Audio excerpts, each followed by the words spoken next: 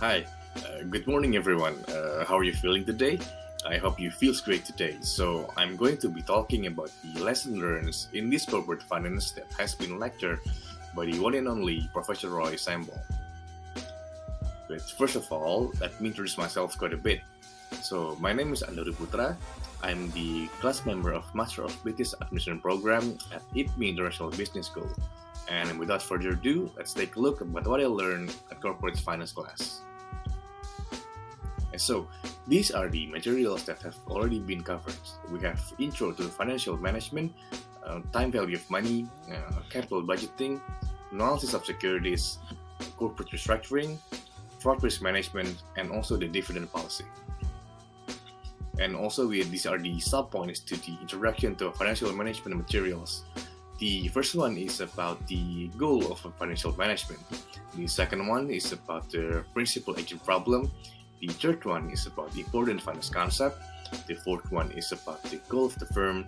The fifth one is about the four cornerstones of corporate finance. And finally is about the 5 business essentials by Indian American business consultant Ram Charan. So, for the goal of financial management, we have 4 different types of goals. First is about the basic objectives. For the basic objectives, financial management will maximize 2 different things, which are wealth and profits. Wealth maximization and profit maximizations. Both wealth maximizations and profit maximizations will create a significant and sustainable value creations. The next is about the operational objective that aims for the time availability, the most effective utilizations of the finance, the safety of investment, and the growth of enterprises. Then it's about the social objective for timely payment of interest, taxes, and wages, payment of reasonable dividends, fair settlements with suppliers, and maintaining relations with the financiers. Last one is the research objective, which aim to research new and better sources of finances.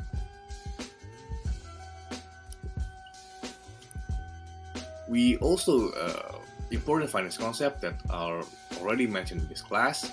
We have research and trade-off, time value of money, cash is king, incremental cash flow, the cost of competitive markets, efficient capital markets, agenda problems, taxes biased business decisions, all risk not equal, and unethical behaviors.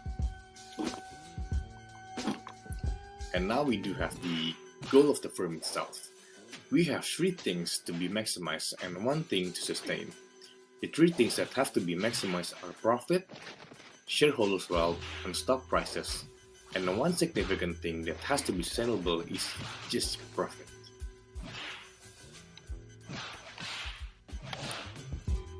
There are also 4 cornerstones of corporate finance. The first is about core value principles, which is about value, and value is driven by returns. The second one about the conservation of value principle, which is you cannot create value by rearranging claims on cash flows.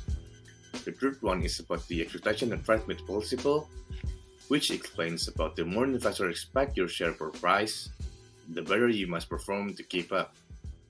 The fourth one is about the best owner's principle, which explains about the business value depends on the owner's capabilities.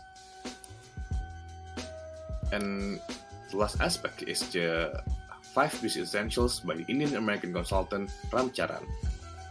The first is cash, the second is profit margin, the third is velocity, the fourth is growth, and the fifth is customer focus.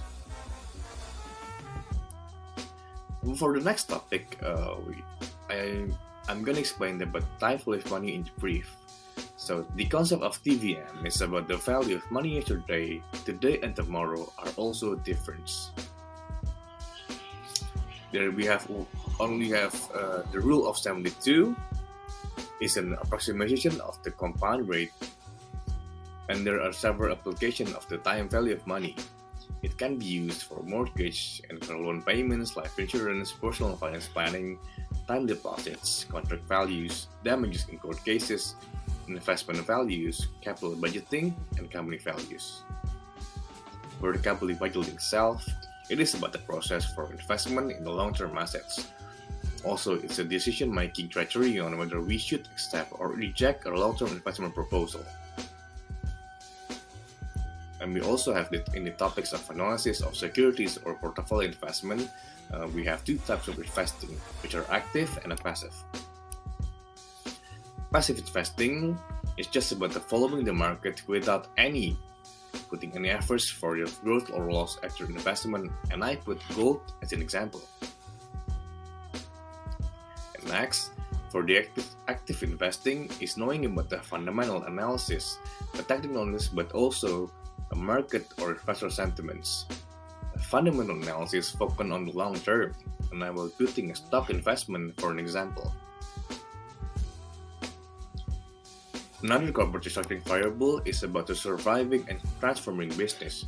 To survive and transform the business, we have to stop the bleeding, do a financial restructuring, temporary pivoting, strategic realigning, redefine the core business, and find new ways of doing business so that we can survive and transform. And these are the aspects about the corporate restructuring. First is, of course, the capital structure.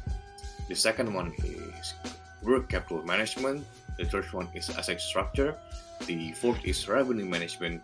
The fifth one is cost management. The sixth one is cash flow management. The seventh is growth management. And eighth, the final, is risk management.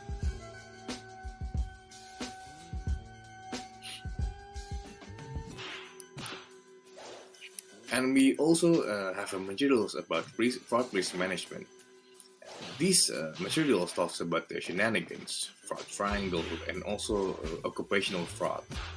The shenanigans has three different definitions. The first is about the devious trick used especially for an underhand purpose. The second is a high-spirited or mischievous activity. The third is about the secret, dishonest activity or tomfoolery, silly, and high-spirited mischiefs. Which is about shenanigans. There are actually 7 shenanigans. The first one is recording the revenue too soon. The second one is recording bogus revenue. The third one is boosting income with one-time gains. The fourth one is shifting current expenses for later or earlier periods. The fifth one is failing to disclose all liabilities. The sixth one is shifting current income to a later period. And last but not least, which is the seventh one, is about the shifting future expense into the current periods. The three fraud triangles are perceived opportunity, which is about the weak internal controls. Perceived pressure is about the greed, addiction, dissatisfaction with pay, etc., and rationalizations. So for the occupational fraud, the first one is about the huge personal debt or losses. The second one is about lifestyle beyond income capacity. The third one is over speculation in the get rich quick scheme because people just want to get rich quickly. The fourth one is gambling. The fifth one is perceived unfair treatment by the company. The sixth one is pressure from my family or certain groups. The seventh one is alcohol or drug addiction. The eighth one is a love affair within the same office. And for the final week, last but not least, we also learned about the dividend policy. But first of all, let's start with what is the dividend? A dividend is the distribution of a company to earnings to shareholders and is determined by the company's board of directors. And here's about the dividend policy. When we pay dividends, stockholders receive an immediate cash reward for investing. And in dividend policy, also involves two decisions. The first one is about how much of the firm's earnings should be distributed to shareholders as dividends. After that, it's also about how much should be retained for capital investment. And so that's materials of what I've learned at the corporate finance class. It was a really great experience for me by getting to know about the topics, but also coordinating with friends and stuff. And of course, to be the student of the Indonesian Finance Masters, Prof. Sembel. And I hope we could use the knowledge for a good cause and gather good for our future. And Thank you for watching this video. My name is Andaru Putra as the BBCA manager at ENMOY Corp. So looking forward to see you next time and bye bye.